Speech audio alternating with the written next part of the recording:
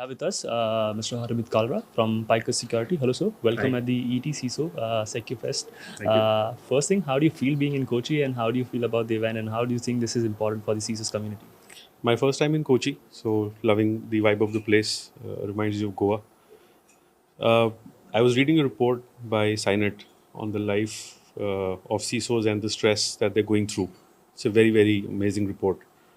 And I think events like these, which kind of pull them out of their offices and the daily hubbub of what they go through, and gives them kind of an open environment to exchange ideas with their fellow CISOs and learn what they're doing in their jobs, and kind of empathize that how everybody, big, small CISO in terms of their size of responsibilities that they're carrying on their shoulders, but everybody's going through the same kind of pain. So I think this spirit of empathy and then being out of the daily hubbub and getting a little bit of time to relax, I think it's a great service that you're doing to the CISOs. Now, how can organization measure the effectiveness of cyber resilience program and metrics they should track? So, what are your thoughts on that? There are a billion ways to measure. What is more important is what do you measure? I am 104 kgs, you are maybe 60. For us, losing weight is a very different connotation. So, in the same way, cybersecurity. So, I have a customer who measures cybersecurity resilience in terms of how much time does it take a hacker to come into their environment. So, they hire a red teamer. So, 2.5 years back, before using my product, they said that a hacker, the red teamer that they hire, can come into my environment in 2 hours. Today, it takes them 48 days. So that's a benchmark. So I think one thing which is largely missing in the context of measuring cybersecurity is we are dependent on measures which are given to us by the sellers, basically. ROI, which is non-existent in cybersecurity, and several others, right?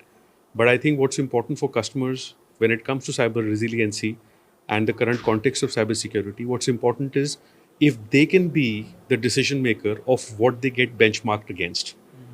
And once they take that approach, that's going to be a game changer. So for you, measurement of cybersecurity or weight, and that can be very different from the way I look at it, right?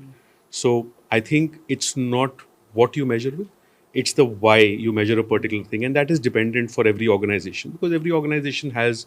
I usually say this, that every company has 3 pillars of measurement, or 3 appetites rather: commercial appetite, technical appetite, and political appetite. And I think that's a context which, if we start seeing in with this triage, then what you matter becomes secondary. What you measure becomes secondary. Why you measure what you measure becomes primary. Okay. Yeah. From why to how is what my question is to you, is that how do you think that the organization can be aware and get an up to date on the cybersecurity threats and the new technology threats that continues to enhance the cyber resilience? Many speakers today and yesterday have spoken about the same thing. We have spent the last 45 years in cybersecurity trying to build defenses with an internally focused mindset.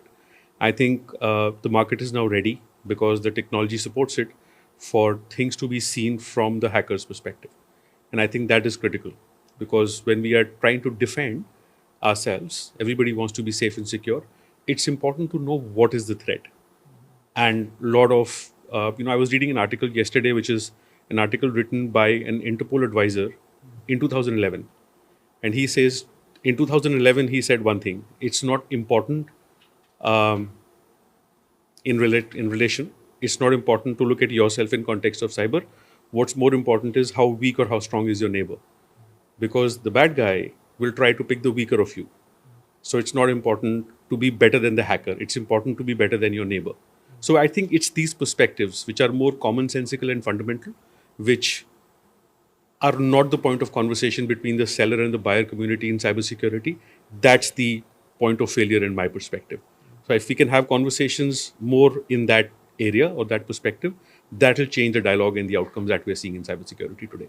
Great. Thank you so much for sharing those insights with us. I hope you enjoyed the rest of the evening with us. Really having a ball. Thanks a lot.